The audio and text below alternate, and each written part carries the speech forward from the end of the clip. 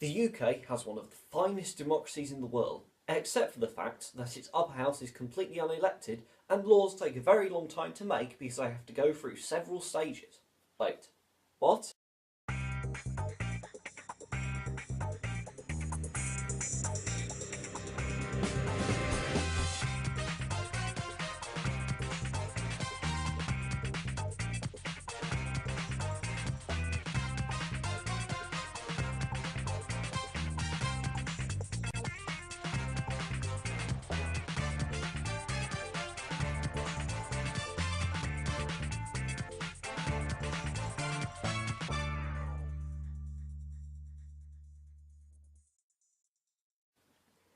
To understand how laws are made in a British democracy, we first need to understand how it works.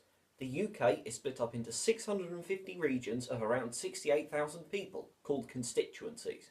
On election day, rather than voting for a national government, there are actually 650 mini-elections taking place across the country, as each constituency votes to elect one representative.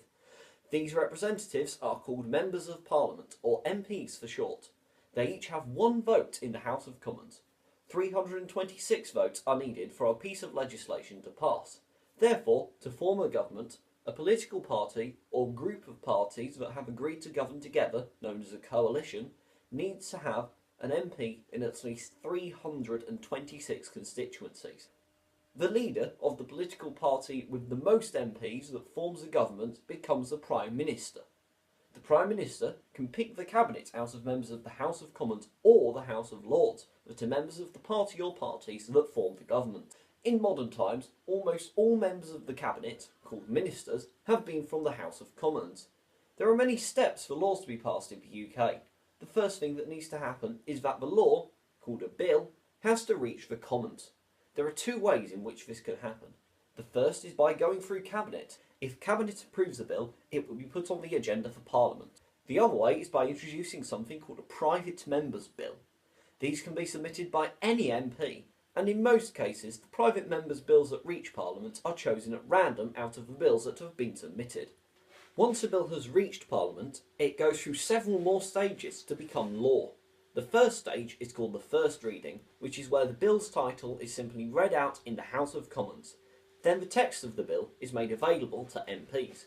The next stage, called the second reading, is when the House of Commons debates the main ideas of a bill and what it is actually proposing. The third stage is the committee stage. In this stage, the bill is sent to a group of 20 MPs, called a Commons Committee, for intense scrutiny and modification. The modifications, called amendments, are proposed and voted on by the committee. The bill is then returned to the House of Commons for the report stage, where the bill, with all of its amendments, is read out in the House of Commons. Any MPs not involved in the committee can suggest amendments at this stage. The final stage within the House of Commons is the third reading, when the final version of the bill is read and debated on by MPs. At the end of this stage, MPs vote on the bill by walking into one of two rooms: the left room if they approve of the bill, and the right room if they do not. If more MPs approve the bill than do not approve of the bill, it can be passed to the House of Lords. Side note, although it's uncommon, several laws have been passed and rejected by the House of Commons because an MP accidentally walked into the wrong room. The House of Lords is the upper house in Parliament. It consists of a large group of unelected officials who are appointed by the Queen on the advice of the Prime Minister. Some lords have the title because they had a parent who was a lord. This is known as hereditary peerage. The House of Lords votes on bills that have been passed to them by the House of Commons in the same way that the House of Commons does. If they pass the bill, it is then sent for royal assent. Due to the unelected nature of the House of Lords, they almost always vote in the same way as the House of Commons, meaning that they usually fulfil a traditional and ceremonial role rather than a functional role. However, there have been some notable exceptions, such as the tax credit reforms that David Cameron's government tried to pass in 2015. When the House of Lords disagrees with the House of Commons, they can do two things: amend a bill or vote against it. When a bill is amended, the House of Lords suggests changes to it that will make them vote for the bill. The changes are then voted on by the House of Commons. If the House of Commons agrees with the amendments, the bill is then sent for royal assent. When the bill is voted against by the House of Lords, such as the aforementioned tax credit reforms, It has to be completely redrafted and sent through the House of Commons again before the Lords can vote on it again. Usually, if a bill reaches this stage, the government abandons it, in an attempt to stop toing and froing between the houses that can disrupt the timetable of other bills. The tax credits bill was abandoned at this stage. All debate, amendments and votes on laws in the House of Lords take place in a similar system to the readings, reports and committees in the House of Commons. Side note 2. It is constitutionally possible for a bill to be introduced and have its initial readings, reports and committees in the House of Lords, then be sent to the House of Commons for amendment and approval before being sent for royal assent. However, this is very rare for important bills.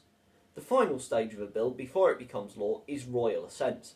This is merely a formality where the monarch approves the bill. The monarch has not approved bills in person since 1854. However, it is generally accepted that they would approve all bills, as the monarch almost never exercises their power they still technically have. There is no official time frame for royal assent, and there can be anywhere from minutes to months after the bill has been approved by both houses before royal assent is given. When royal assent is given, the bill finally becomes law. That's how a British democracy works, and this has been Wait What? Thanks for watching.